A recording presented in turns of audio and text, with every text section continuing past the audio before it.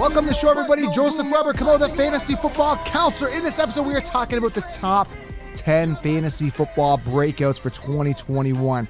This is a big episode because these guys could really boom on your fantasy team. And a lot of these guys are good value, high ceiling guys, huge opportunity to break out, to really shine. A lot of these guys are rookies. That's okay because we want to target guys that could really break out and boom and be those guys that can crack the top 5, top 10 next year that everybody else will be jumping on then, but you can get right now. So this is a very important episode. People love this episode. This is very good insight. I've done the research, done the homework. Top 10 fantasy football breakouts 2021. Big episode. Before we get into that, guys, get the 16-round draft solution. I've linked it here below. Everything you guys need to crush your leagues and leave your teammates, your league mates, whoever they are in your league, all those losers in your league. You want to crush those guys. You want the bragging rights. You want the trophy. This is going to leave them in the dust, okay? 16-round draft solution, video training notes, sleepers, breakouts, everything you need in one complete spot. Draft kits are dead. Linked it below. 16-round draft solution. Or head on over to thefantasyfootballcounselor.com. Secondly, guys, very important, guys, manscaped.com, sponsor of the show. I really appreciate what they've offered here.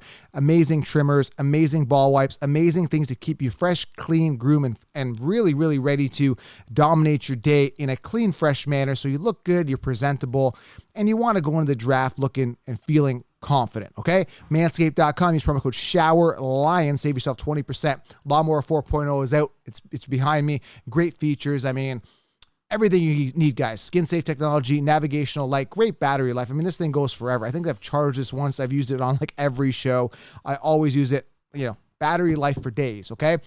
Manscaped.com, use promo code SHOWERLION. All right, let's get into the show, guys. Subscribe. Of course, if you're new to the channel, this is the game-changing channel, guys. No one else is offering advice that's going to help you guys win. It's very cookie cutter. I don't watch many other shows anymore, but when I do, it's very, very cookie cutter, very safe advice, and that's not going to help you guys win your league. So hit that subscribe button, support the channel. Thumbs up really helps, and leave a comment below. Who's your breakout this year? Who do you think is going to break out? All right, not going to dive into too much detail and analysis because I've done the homework for you, but I will tell you these guys are in a prime position to succeed based on the depth chart. I don't need to go into their college numbers and this and that because the past is the past, right? We're focusing on this year, and they're in optimal positions to succeed based on the depth chart, based on the talent, based on the quarterback thrown to them if they're a wide receiver, based on the running back, on the volume they could potentially get, or who's in the pecking order in that depth chart for running back, or if it's quarterback, how good is the opportunity? How good is the talent? Okay. So let's go into this top 10 breakouts here. Let's go. First one here. This is a tricky one. This is the one where I'm kind of wishy-washy about because I'm not sure myself. But T. Higgins or Jamar Chase, one of these guys is going to break out, okay? Even Burrow, but I don't really trust Burrow to be my backup quarterback. He would be a backup on my team, if anything, because I think there's better backups to get. There's ceilings with Joe Burrow. He could break out as well, but it's going to be Higgins or Chase. Now, the thing with Higgins is he's got a year under his belt. He's got that rapport. He's a good player, but Jamar Chase is one of the top prospects coming out of the draft. So one of these guys is going to break out. This one I'm uncertain, and I don't think even Joe Burrow would probably tell you who's going to break out unless he knows who's going to be throwing a lot more too.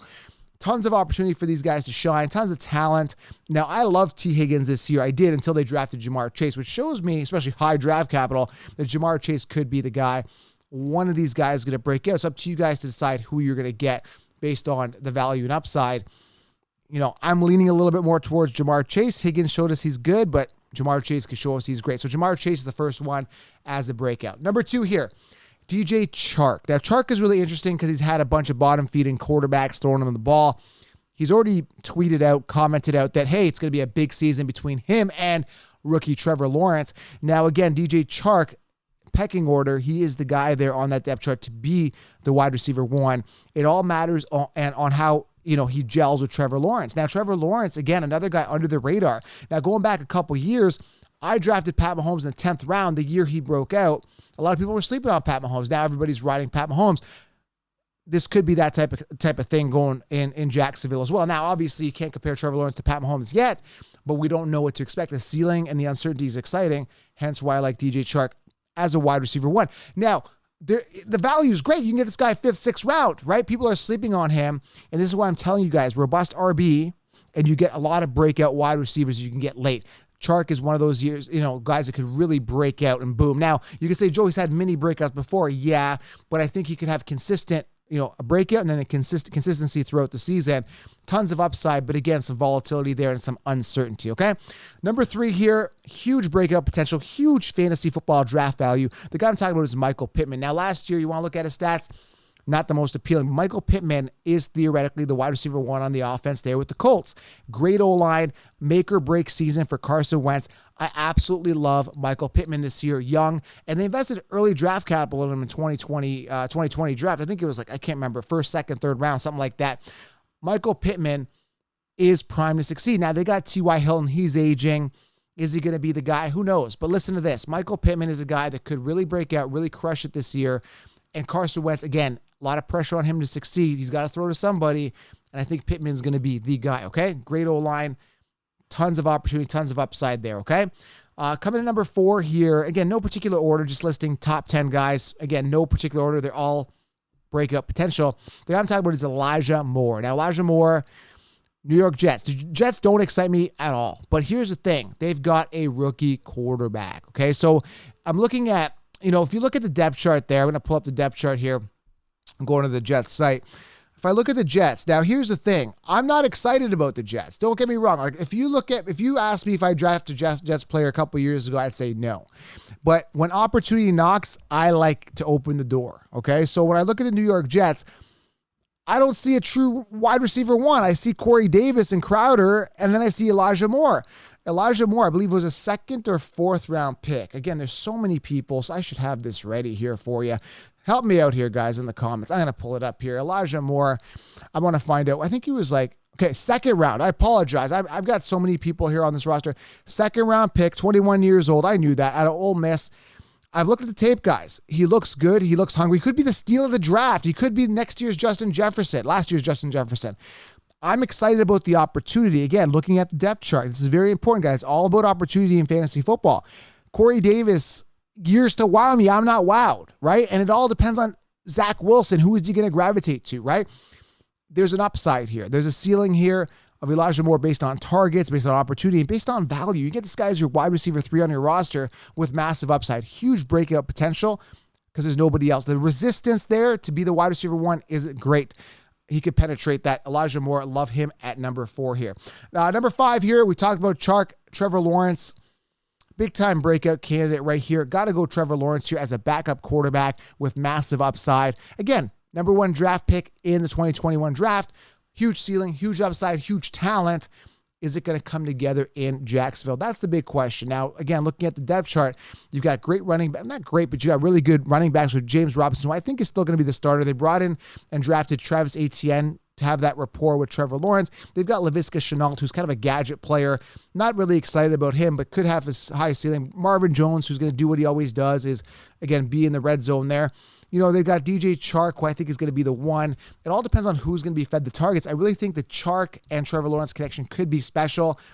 Again, I don't see Marvin Jones being the guy. I don't see Shenault being the guy. But crazier things have happened in fantasy football. Either way, Trevor Lawrence has got a ton of upside this year, guys.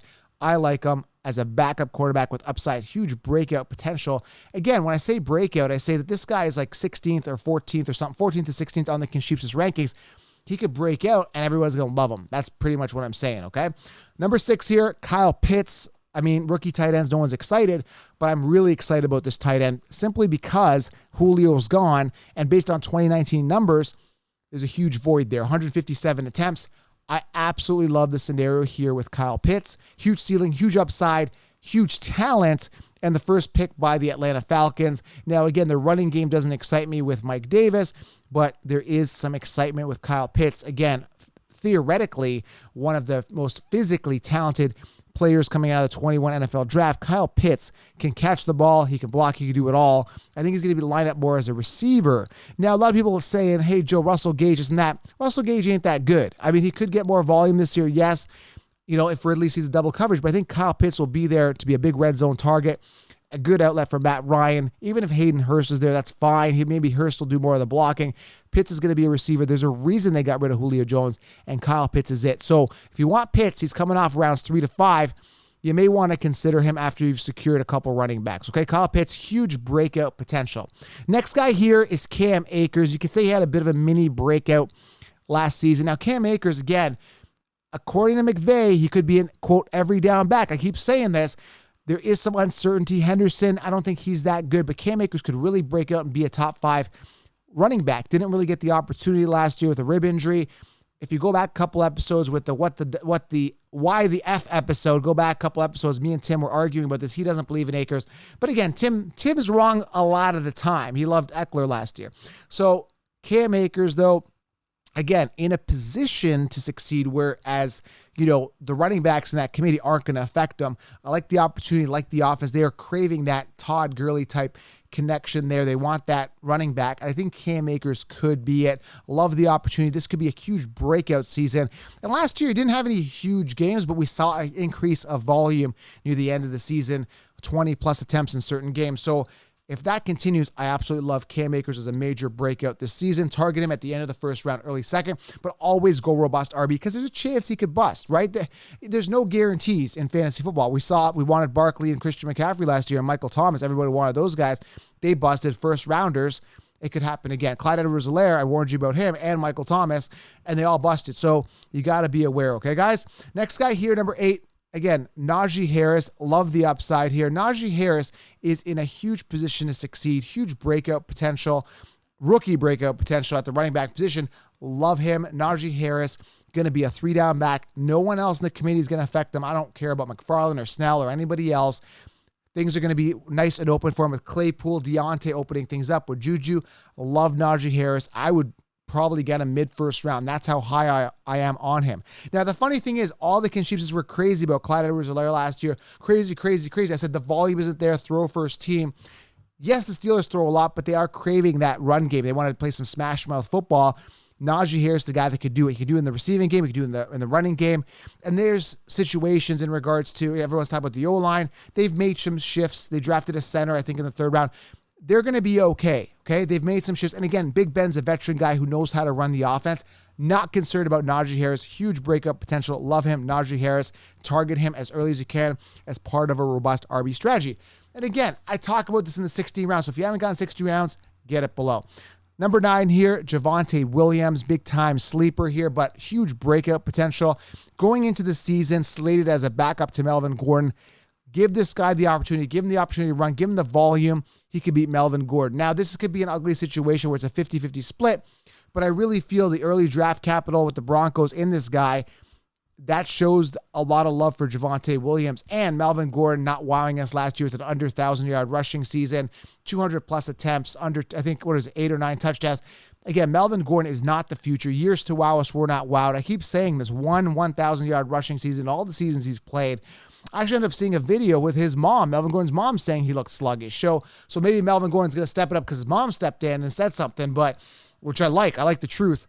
And he has been sluggish, but Javonte Williams, young, hungry, ready to go, and the Broncos want that franchise running back. They tried to get it with guys like Phillip Lindsay and Royce Freeman. Didn't happen. Love Javonte Williams. Last guy here, huge upside, not a rookie, but he's going to get some work, is A.J. Dillon. We saw Aaron Jones last year only peak at around 200, 201 attempts. Not enough. We need more attempts out of our running back, especially if you're investing early out of a running back. Aaron Jones, not a guy I'm sold on a throw-first team, and there's so much uncertainty going on with that quarterback situation. I think Aaron Rodgers comes back, and I think A.J. Dillon will be used. Actually, I know A.J. Dillon will be used a lot more because they shipped off Jamal Williams. That's over 100-plus attempts going the way of A.J. Dillon, and if A.J. Dillon takes the ball, runs with it, he could be an absolute beast. Mr. Quads could really break out and have a huge season. And Aaron Jones has shown us some signs of injuries before, okay? I think Dillon should be the starter. He's that good. So we're going to see he's going to get a chance. And if he breaks out, like for a couple runs, he could really start taking over that backfield and become the future of the Green Bay Packers backfield. So I'm excited about A.J. Dillon as a massive breakout this season. So there you have it, guys. A lot of rookies, quarterback in there, some wide receivers, some running backs.